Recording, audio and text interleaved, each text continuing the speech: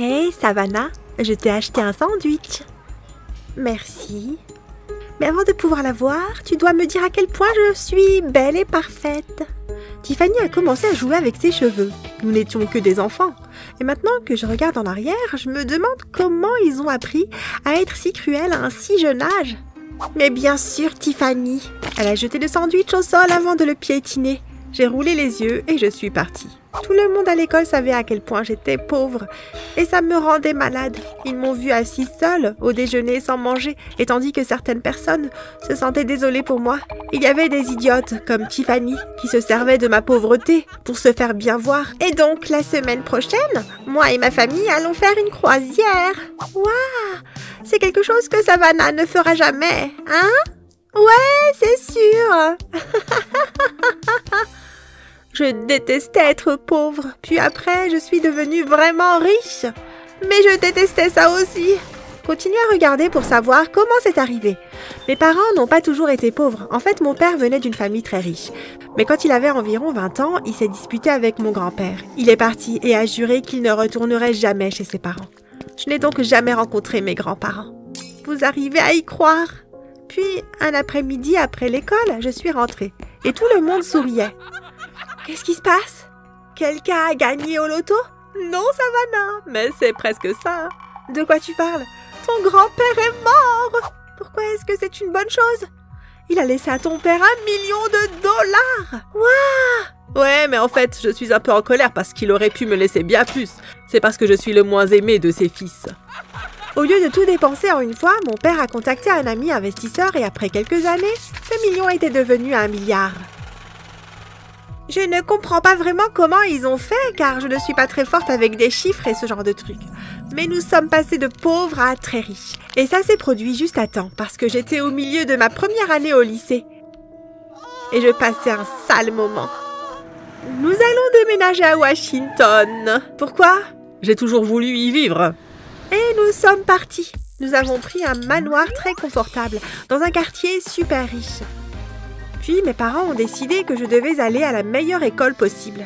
Ils ont cherché quelques jours et un soir, ils sont rentrés avec des nouvelles passionnantes. Tu vas aller à l'école avec les filles du président. Quoi? Oui, les frais de scolarité sont ridicules, mais nous sommes désormais riches, donc ça n'a plus d'importance. Tu imagines les réunions de parents d'élèves avec le président? Je suis tellement content. Calme-toi, papa. Ainsi, comme vous pouvez le deviner, ma vie a changé radicalement. Je suis passée de la pauvre enfant sans nourriture à celle qui est devenue amie avec certaines des personnes les plus riches et les plus importantes du pays. Et ça a été super pendant longtemps. La plupart des gens de mon école étaient vraiment gentils avec moi. C'était un peu bizarre parce que j'étais tellement habituée aux lycéens qui étaient méchants, mais ici ce n'était pas le cas. Je me suis rapidement fait 2 amis. Adeola était originaire du Nigeria et son père possédait une importante exploitation de pétrole. Puis il y avait Binita qui venait d'Inde. Ses parents étaient tous 2 ingénieurs. Nous traînions ensemble après l'école presque tous les jours et chaque fois qu'elles parlaient de leur enfance, je ne pouvais que me sentir un peu envieuse car j'étais pauvre avant. Je ne leur ai jamais dit. Elles pensaient que j'avais toujours vécu dans une demeure à Washington et que mes parents avaient toujours été super riches, comme les leurs. Tout comme je me suis installée dans ma nouvelle vie parfaite, mon père a commencé à agir de façon étrange. Un soir, alors que nous dînions, il nous a fait part de nouvelles intéressantes. Et donc, j'ai acheté un zoo. Tu as fait quoi? Eh bien, c'est plutôt comme un sanctuaire pour animaux, mais c'est assez loin d'ici. Je vais donc les faire venir ici. Où tu vas les mettre? J'ai déjà commencé à faire construire ce qu'il faut. Je peux t'emmener voir ça. Ça ne prendra qu'1 ou 2 heures pour arriver. Papa, pourquoi est-ce que tu as fait ça? Je ne sais pas, j'ai toujours voulu aider les animaux. Et maintenant que j'ai assez d'argent pour le faire, pourquoi pas? Après quelques mois, le sanctuaire était en place et nous y sommes allés. Il y avait des tonnes d'animaux là-bas et mon père avait l'air très content. Savannah, devine quoi? Quoi? Tu vas travailler ici pendant toutes tes vacances. Mais pourquoi? Je n'aime même pas les animaux et je prévoyais d'aller camper avec mes amis. Je suis désolée, chérie, mais je ne veux pas que tu sois gâtée pourrie comme les autres gosses. Tu vas devoir apprendre ce qu'est le travail pour ne jamais prendre notre argent pour acquis. J'ai donc passé tout mon été à ramasser la merde des zèbres et des lions. C'était horrible, mais quand septembre est arrivé, j'étais contente car je n'aurais plus à faire ça pendant un certain temps. Malheureusement, mon père a eu une autre annonce ridicule pendant le dîner. J'ai acheté un centre commercial. Celui du centre-ville? Oui, il est à moi. Mais pourquoi? Eh bien que nous étions pauvres, nous n'avons jamais imaginé pouvoir acheter quoi que ce soit dans un centre commercial. Eh bien, maintenant, nous en sommes propriétaires. Je peux donc prendre tout ce que je veux dans n'importe quel magasin? Non, ce n'est pas ainsi que ça fonctionne. Mais tu vas travailler chez le glacier après l'école. Papa, non! Pourquoi? Je t'ai déjà dit que tu dois apprendre à travailler dur. Je n'élève pas une enfant gâtée. Tu dois apprendre ce que ça signifie de travailler dur. La semaine d'après, je m'ennuyais dans mon nouveau travail. Le propriétaire du magasin était vraiment gentil, mais je continuais à faire n'importe quoi pour me faire virer. Je n'ai jamais mis les boules de glace correctement sur les cônes, donc la moitié du temps, elles tombaient quand je les donnais aux clients. Ça veut dire que j'ai gaspillé beaucoup de glace. Une autre fois, j'ai laissé le congélateur ouvert et tout a fondu. Mais le propriétaire a refusé de me virer. J'ai envie de pleurer. C'était déjà assez ridicule, mais vous voulez savoir la chose suivante que mon père nous a dit au dîner? Je vais me faire opérer. Moi aussi. Nous allons redevenir jeunes et attirants. Quoi? Non, maman, papa, vous êtes parfaits comme vous êtes. Vous n'avez pas besoin de faire ça. Attends de voir quand tu auras des rides. Tu comprendras. Et en un clin d'œil, mes parents se sont transformés devant mes yeux. Ils sont passés de gens qui avaient l'air corrects dans leur quarantaine à des gosses de 20 ans qui avaient l'air très bien. Pour être honnête, bien que j'étais sceptique, ça leur allait très bien. Mais rien ne pouvait me préparer à ce qui allait se passer ensuite. J'ai remarqué que ma mère et mon père ont tous deux agi assez étrangement les mois suivants. Ma mère sortait toujours pour répondre au téléphone et elle revenait à l'intérieur en rougissant. Mon père disparaissait parfois pendant des heures et il revenait en sentant le parfum.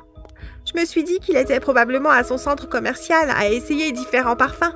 Puis après un certain temps, mes parents ne se sont plus parlé et je ne savais pas pourquoi.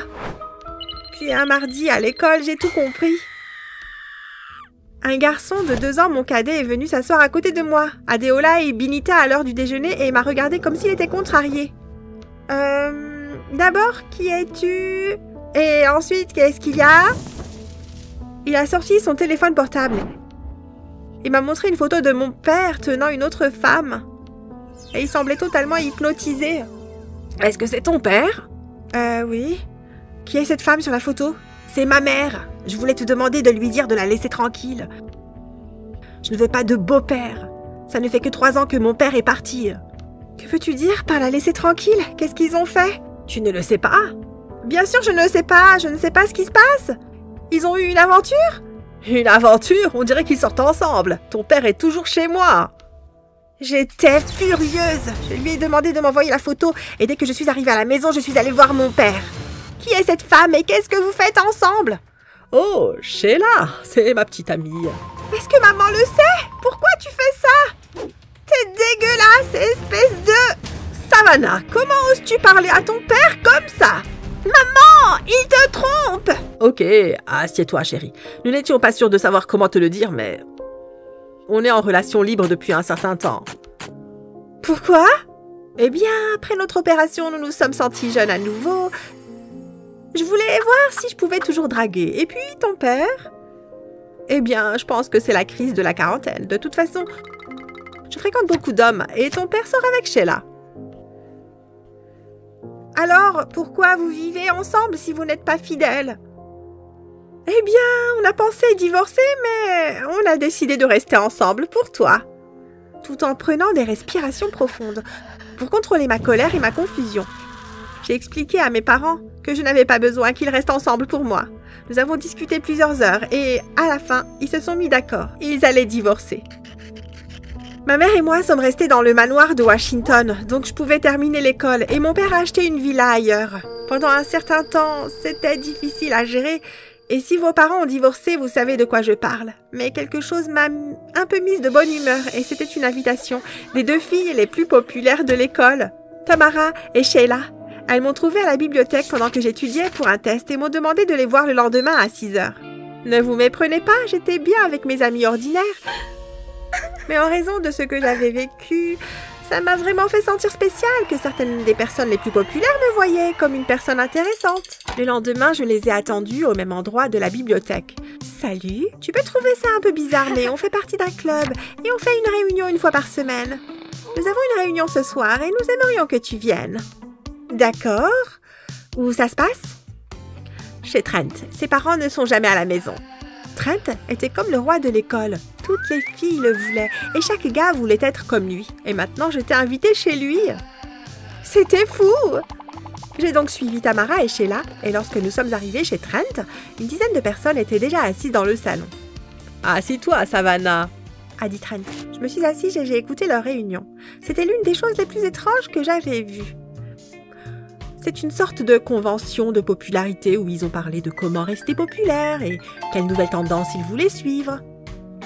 « Et alors, Savannah ?» a dit Tamara à la fin. « Tu veux nous rejoindre ?»« Bien sûr, ça a l'air super. » Tu vas être populaire vraiment rapidement, mais il y a une condition. Qu'est-ce que c'est? Pour rejoindre ce club, tu dois passer par une sorte de test. Qu'est-ce que je vais devoir faire? Tu vas t'enregistrer en train de faire quelque chose d'embarrassant. Ensuite, l'enregistrement doit être vu ici, devant tout le monde. D'accord. Est-ce que je décide de ce que ça doit être? Non, nous te le ferons savoir le jour même. Je suis rentrée toute contente et c'était tout ce à quoi je pensais jusqu'au jour J. Sheila est venue me voir et m'a donné un sac en papier brun rempli de quelque chose qui sentait mauvais. Qu'est-ce que c'est? De la bouse de vache? Où est-ce que tu as eu ça? Et que veux-tu que je fasse avec ça? Il faut l'étaler sur les murs du couloir. N'oublie pas d'enregistrer. Je me suis dit que c'était assez facile et j'ai attendu que tout le monde parte à la fin de la journée avant de commencer. J'ai mis des gants, j'ai allumé la caméra de mon téléphone et j'ai étalé les excréments sur tous les murs. Quand j'ai fini, j'ai enlevé les gants, je me suis lavé les mains et j'ai fait en sorte que l'enregistrement soit bien sauvegardé. Plus tard ce soir-là, j'ai reçu un message de Tamara me demandant de lui envoyer la vidéo. Je n'ai pas pensé à 2 fois avant de lui envoyer. Je me suis dit qu'elle voulait la voir avant la réunion. Mais c'était la plus grande et la plus stupide erreur que j'ai jamais faite. Parce que le lendemain à l'école, tout le monde m'a regardée comme si j'étais folle et j'ai été appelée au bureau du directeur. Savannah, nous avons été très heureux de t'accueillir dans notre école, mais on se pose des questions sur ton comportement. De quoi parlez-vous, monsieur? Il a sorti son téléphone et m'a montré la vidéo dans laquelle j'étale de la bouse sur tous les murs. Je suis désolée, mais ce n'est pas quelque chose que nous pouvons tolérer dans cette école. Qui va nettoyer tout ça? L'école pue la bouse de vache. J'appellerai ta mère pour l'informer de ton expulsion. Non! Sheila et Tamara m'ont dit de le faire. Ce n'est pas ma faute. J'ai essayé de le persuader de me laisser rester, mais il n'écoutait pas. Ma mère était presque en larmes quand elle a entendu ce que j'avais fait. Plus tard, j'ai découvert que Tamara et Sheila étaient jalouses de moi et elles ont tout fait pour que je ruine ma réputation. Même si je restais dans cette école, tout le monde m'aurait considérée comme une folle et je serais redevenue celle que j'étais avant. Seule et impopulaire. Je suis dégoûtée parce que rien de tout cela ne se serait produit si mes parents n'étaient pas devenus milliardaires. Notre famille s'est effondrée et maintenant ma vie à l'école a été également ruinée. Après tout, être riche ne rend pas forcément heureux. Ses amis lui ont dit de ne pas y aller, mais elle a insisté. Ils étaient déjà dans la maison hantée. Alors à quoi bon y retourner? Alors qu'elle se rapprochait de la porte, ils l'ont suppliée de revenir, mais elle n'a pas écouté. Elle a tendu les mains et ouvert la porte. Une lumière vive a illuminé tous leurs yeux et ils se sont réveillés dans leur lit le lendemain, sans aucun souvenir de ce qui s'était passé après que Marie ait ouvert la chambre principale de la maison hantée. Ils ont cherché Marie dans sa maison, mais sa mère ne l'avait pas vue non plus. Marie n'a jamais été retrouvée et jusqu'à aujourd'hui, la rue en face de la maison hantée s'appelle toujours Mary Street, parce qu'on pense qu'elle hante la rue, mendiant et forçant les gens à la rejoindre dans la maison hantée. Le tonnerre a secoué la pièce et la foudre a frappé, me faisant même de moi, la conteuse, presque pisser dans mon pantalon. Nous avons tous formé un cercle et nous nous sommes serrés les uns contre les autres car à ce stade nous étions plus qu'effrayés. « Ginny, c'est vraiment une histoire vraie ?» a demandé Brenda, ébranlée. Je suis juste inquiète parce que je passe tout le temps devant Mary Street et la maison hantée, mais je n'ai jamais entendu cette histoire. Penses-tu que ta mère disait la vérité? J'ai ri. Bien sûr qu'elle disait la vérité. Elle était même amie avec Marie. Elle la connaissait donc personnellement. Mes amis avaient l'air d'avoir vu un fantôme, ce qui m'a fait rire encore plus fort. Vous êtes juste une bande de mauviettes. J'ai inventé cette histoire en moins de 2 secondes. Ah, je m'en doutais, a dit Brenda en poussant un soupir de soulagement. Mais ça ne change rien au fait que personne ne s'aventure près de la maison hantée. Personne. Pas les flics, pas les fonctionnaires du gouvernement, personne. Maintenant, c'est vraiment effrayant. Ouais, peu importe. Vous devriez aller vous coucher. Je vais me chercher un verre de lait. S'il te plaît, ne nous laisse pas! Qui m'a crié? Je l'ai regardé fixement. Quelle mauviette! Qui aurait dû avoir peur? Un groupe de filles dans une pièce ou une petite fille comme moi marchant dans mon immense manoir toute seule pour aller chercher un verre de lait? Fille stupide! Brenda! Ouais? Marche avec moi! Bien sûr! J'organisais la soirée pyjama annuelle des filles du Waldorf qui n'avait lieu qu'une fois par an dans mon manoir et où seules quelques-unes des filles les plus populaires, belles, riches et chanceuses étaient choisies. Tout le monde vénérait le sol sur lequel je marchais, alors la plupart d'entre elles se blessaient juste pour que je reconnaisse leur présence. Imaginez ce qu'elles ont fait pour gagner une place à la soirée pyjama annuelle des filles de Waldorf. J'étais cette lycéenne que toutes les filles voulaient être et avec qui tous les garçons voulaient sortir. J'étais l'élève la plus riche de l'école avec le plus de relations. J'organisais les meilleures fêtes, je portais les vêtements les plus chers et les plus récents, et chaque coiffure que mon styliste me dessinait était une déclaration. Un précédent à suivre pour toutes les filles. Mes amis étaient les plus cool. Des gens qu'on ne pouvait pas atteindre, même si on donnait notre vie pour eux. Et mes voitures? Ne me laisse même pas commencer à parler de ça. Mon manoir était le manoir que les autres manoirs ne pouvaient que rêver d'être. Si vous ne connaissez pas Ginny Waldorf, alors vous ne connaissez certainement pas Barkari Heights. Mais c'était juste mon extérieur, la moitié de moi, comme le chantait Rihanna. Mon autre moitié était une petite fille effrayée, implorant l'attention de sa mère, et seule Brenda, ma meilleure amie, connaissait cette partie de moi. Toutes les autres personnes pensaient que j'avais tout, et honnêtement, c'était presque le cas. Ma mère n'était presque jamais à la maison ou à la campagne, et quand elle l'était, elle était toujours trop occupée à travailler sur un projet ou un autre. Bien sûr, j'appréciais son addiction au travail parce que je reconnaissais que c'était ce qui nous rendait si riches. Mais je souhaitais simplement que parfois elle ait un peu de temps à consacrer à sa fille unique et à son enfant. J'ai tout fait pour attirer l'attention de ma mère. J'ai lu assidûment et excellé dans toutes mes matières. J'ai rejoint des clubs et gagné des compétitions. En fait, j'excellais dans tout ce que je faisais. Et même si les gens me craignaient, m'aimaient, me respectaient et me vénéraient davantage, cela ne semblait pas déranger ma mère. J'ai gagné des prix, mais ma mère n'est jamais venue me féliciter. Tout ce qu'elle a fait, c'est reposter mes histoires sur Instagram en disant à quel point elle était fière de toutes mes réalisations. Mais elle n'a jamais appelé ou apprécié mon travail en personne. Quand j'ai vu qu'être le meilleur enfant du monde ne marchait pas, j'ai décidé de devenir l'opposé. Je suis devenue l'enfant populaire, riche et méchant de l'école, mais pour une raison quelconque. Cela n'a pas empêché les enfants de l'école de m'adorer. En fait, ils m'aimaient encore plus parce que je les traitais avec une main et une attitude sévère. Une des façons dont j'ai exécuté ma méchanceté était la soirée pyjama annuelle des filles de Waldorf. Il arrivait toujours quelque chose de grave à l'une des filles qui y participait. Elle le savait et se battait quand même pour en faire partie. Ces 2 dernières années, nous avons forcé Brenda à voler. Nous avons appelé les flics et l'avons laissée se faire arrêter. Mais elle a réussi à convaincre le policier que l'endroit lui appartenait et est revenue chez moi avec la veste volée. Je n'arrivais pas à y croire et je l'ai immédiatement nommée meilleure amie. Cette fille était quelque chose et c'était mieux de la garder près de soi. L'année dernière, on a piégé Fiona. En utilisant des réponses de tests volées, elle a été arrêtée et suspendue. Mais devinez quoi? Elle a quand même assisté à la soirée pyjama. J'ai fait ton travail. Maintenant, c'est le moment d'être payée. Ces filles étaient folles, mais j'adorais ça, puisque de toute façon, c'était tout à mon avantage. Qui est la cible ce soir? Brenda a demandé avec enthousiasme. J'avais créé un monstre. À qui penses-tu? Kim? Exactement. Est-ce que tu penses à ce que je pense? Si tu penses à une maison hantée en particulier, alors nous aurions dû venir dans ce monde en tant que sœurs. Brenda a crié. C'est exactement ce que je pensais. Peu importe, elle dirait la même chose, même si ce n'était pas ce qu'elle pensait. Lèche-botte. Nous avons versé un verre de lait pour tout le monde, en prenant soin de mettre en valeur celui de Kim. Puis je suis allée dans la chambre, plateau à la main. « Et les filles, j'ai décidé de vous apporter à toutes des verres de lait aussi. Je les ai partagés moi-même. Et j'ai donné à Kim celui que j'avais fait spécialement pour elle. Maintenant, buvez. Je vous réveillerai dans quelques heures pour quelque chose d'excitant. » Oh, je ne peux pas attendre. C'est gentil de nous offrir à boire, Ginny. Tu es si prévenante. C'est Virginia pour toi, Kim.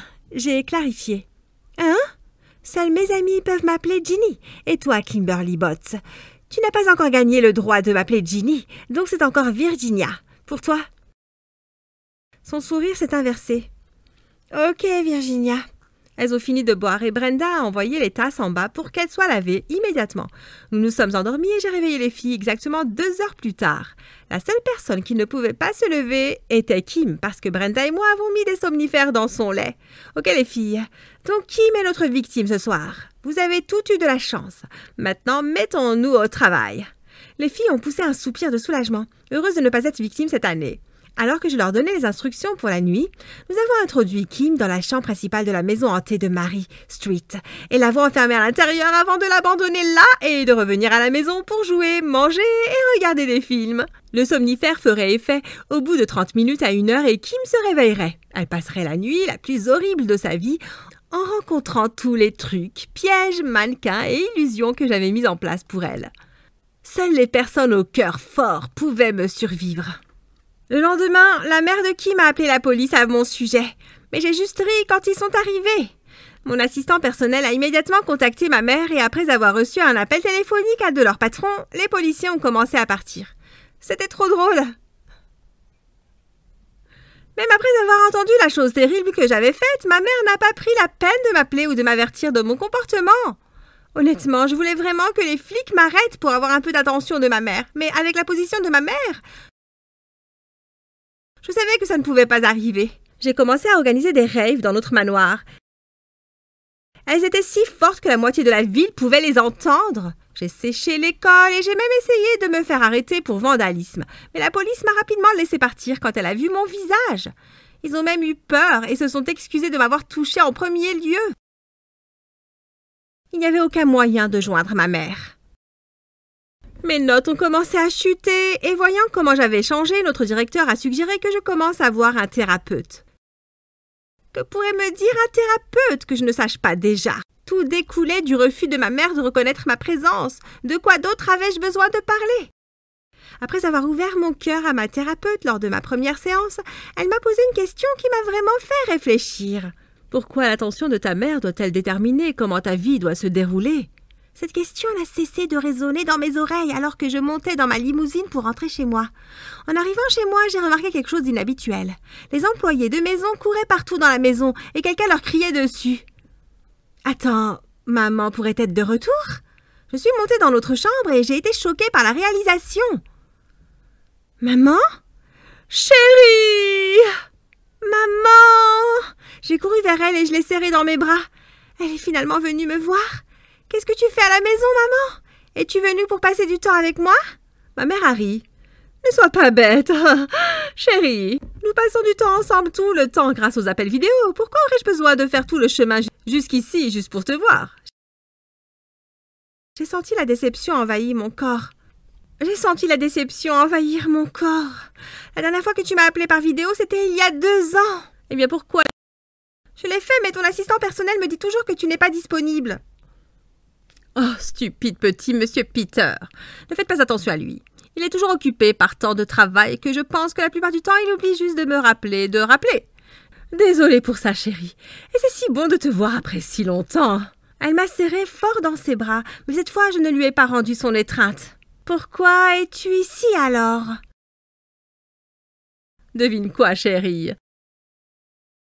Le maire nous a demandé personnellement d'accueillir la fête d'Halloween de la ville ici, dans notre manoir. Je suis très honorée et devine quoi? Je veux que tu organises la fête toi-même. N'es-tu pas exaltée? Et je dis sèchement, bien sûr! Je crie de joie! Et je dis sèchement, j'ai laissé ma mère à son organisation de fête. Elle n'a même pas semblé remarquer que j'étais partie. Une fête d'Halloween dont je suis responsable semble être l'occasion parfaite pour trouver un plan diabolique et enfin attirer l'attention de maman. Au moins ma mère a apprécié mes talents exceptionnels d'organisatrice de fête et j'en étais heureuse. J'ai accepté le poste, mais avec une arrière-pensée. Il était temps de réaliser un grand projet, à la Waldorf. J'ai rencontré un couple d'amis et nous avons tout planifié avec soin. Ça allait être époustouflant. Mais nous avons acheté des pistolets jouets, remplis de balles vides, des voitures, des masques et des gars de notre club de gym local allaient faire le meilleur film de kidnapping de l'histoire. Laissez-moi voir si ma mère ignore ça. Ouais, Halloween est arrivé, finalement, tout était en place et ma mère n'a rien soupçonné. Pourquoi le ferait-elle en premier lieu? Ce n'est pas comme si elle avait déjà fait attention. Des voitures avaient commencé à affluer par notre allée et vraiment, notre manoir était vraiment un spectacle à voir, surtout dans le rayonnement du soir. J'étais un maître de l'organisation de fêtes.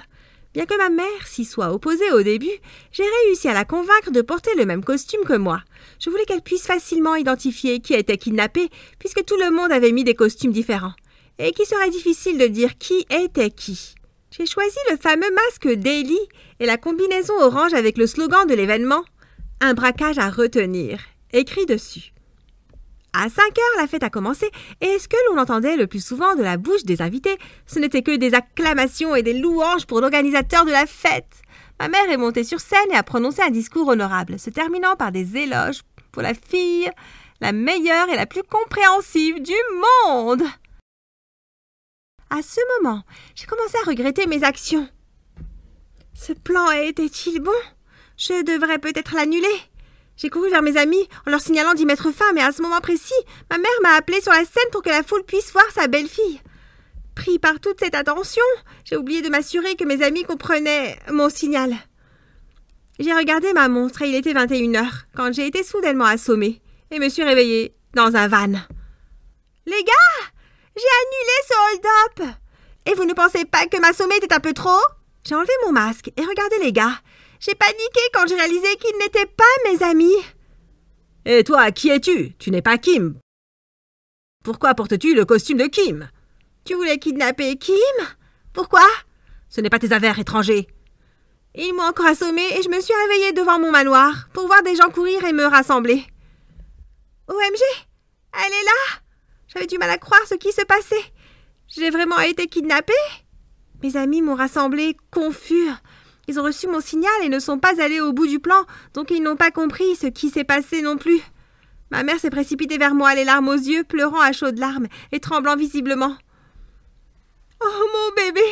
J'ai cru que quelque chose de terrible t'était arrivé quand les agents de sécurité qui ont été battus par les kidnappeurs nous ont raconté ce qui s'était passé. Nous avons tout essayé et nous n'avons pas pu te localiser. J'avais tellement de mal à respirer. Je ne te quitterai plus jamais. » Comme vous pouvez le deviner, ma mère m'a quittée de temps en temps, mais les choses se sont beaucoup améliorées. Après l'incident, elle a changé d'attitude et a commencé à faire plus attention à moi, me traitant enfin comme une fille. Et c'est tout ce que j'ai toujours voulu. Veuillez aimer et vous abonner si vous avez apprécié mon histoire. Oh, quelle mignonne petite fille! Voilà $50. Tu n'as pas envie de tirer sur ses joues? Waouh! Je peux prendre une photo? Vous pouvez arrêter, ma mère a dit et m'a tiré loin des étrangers. C'est arrivé presque chaque fois que nous sommes sortis.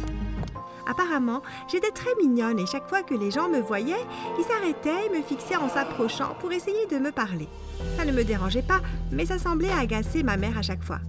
J'étais un enfant unique et je vivais avec mon père et ma mère. Ma mère m'ignorait la plupart du temps, mais mon père m'adorait. Je ne me sentais même pas mal que ma mère ne me donne pas beaucoup d'attention parce que tout le monde le faisait. Les étrangers me couvraient d'affection et de cadeaux. Et mon père jouait parfois le rôle des deux parents. Cette relation bizarre avec ma mère a fini par ruiner ma vie.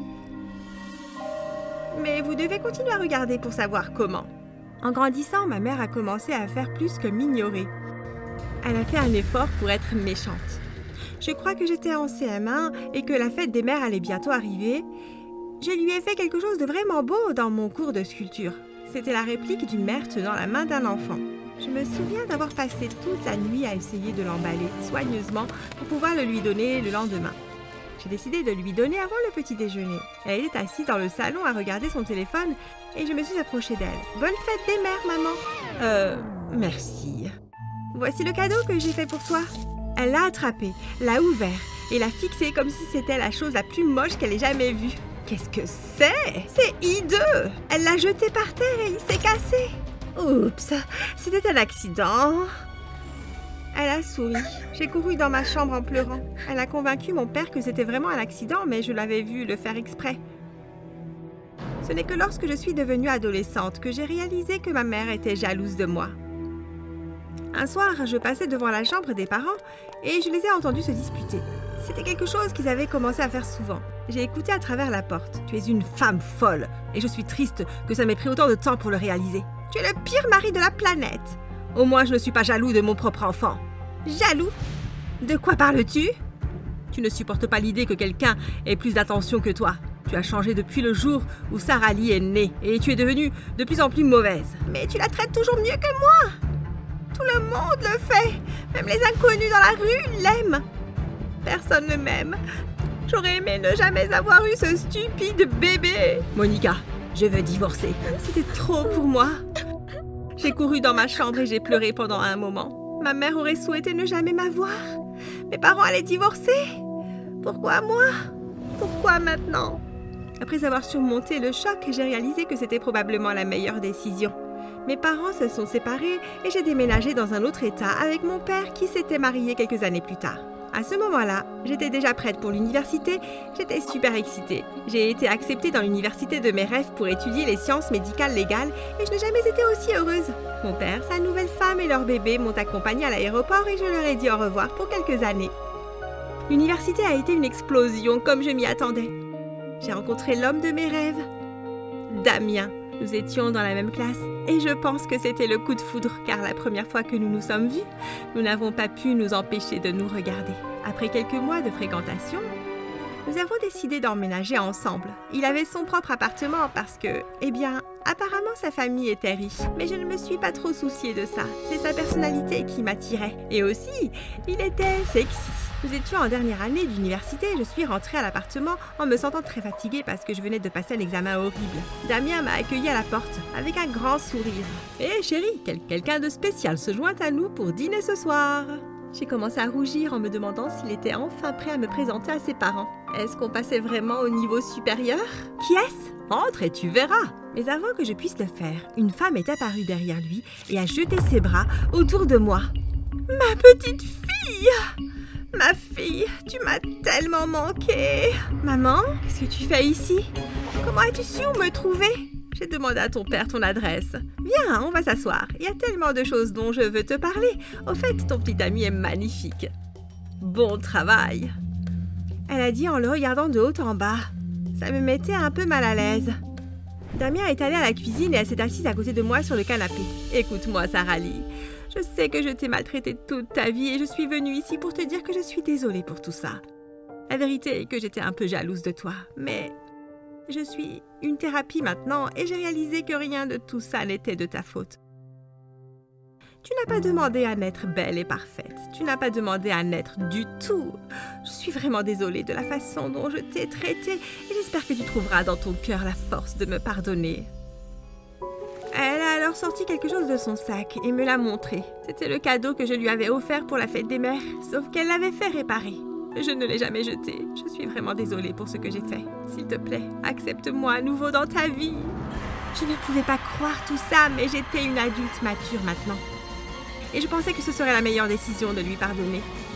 Nous avons déjeuné tous les trois ensemble Et ça s'est plutôt bien passé. Des mois ont passé après ce jour bizarre et ma mère et moi sommes restés en contact de temps en temps. Puis la meilleure chose qui soit est arrivée. Damien m'avait finalement présenté à ses parents chez lui un soir de Noël. Sa mère et son père formaient le plus beau couple et il avait 2 petites sœurs qui semblaient vraiment cool. Après le dîner, il m'a regardé dans les yeux et m'a demandé en mariage. C'était la chose la plus romantique qui soit. Sa famille l'acclamait et prenait des photos et je ne me suis jamais sentie aussi heureuse. Toute la famille a participé à l'organisation de notre mariage et comme je m'étais récemment réconciliée avec ma mère, je lui ai demandé de se joindre à nous.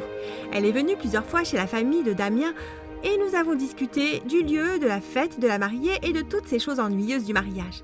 Ma mère a décidé de se rapprocher pour pouvoir nous soutenir davantage pendant cette période et j'ai trouvé cela très gentil de sa part. On aurait dit qu'elle essayait vraiment de se faire pardonner. Presque 1 an s'était écoulé et notre mariage était dans un mois lorsque Damien est rentré à la maison furieux un soir. Qu'est-ce qui ne va pas, chérie? Qu'est-ce qui ne va pas? Rien ne va. Tu peux m'expliquer? Je suis allée chez moi pour prendre quelque chose et tu ne croiras jamais ce que j'ai vu dans le salon. Ma mère était au travail et je pensais que mon père était seul à la maison, mais... Mais quoi? Ta mère est vraiment une ordure. Quoi? Il a sorti son téléphone et m'a montré une photo de ma mère enveloppée dans les bras de son père. Mon père a une liaison avec ta mère. Oh mon Dieu, c'est terrible. Je suis vraiment désolée. Damien était tellement en colère qu'il a envoyé la photo au chat de groupe de sa famille sur WhatsApp. Ils avaient vraiment cela. Bizarre, je sais. Avant que je ne le sache, il ne voulait plus rien avoir à faire avec moi. Je n'avais rien fait, mais apparemment c'était ma faute parce que c'était ma mère.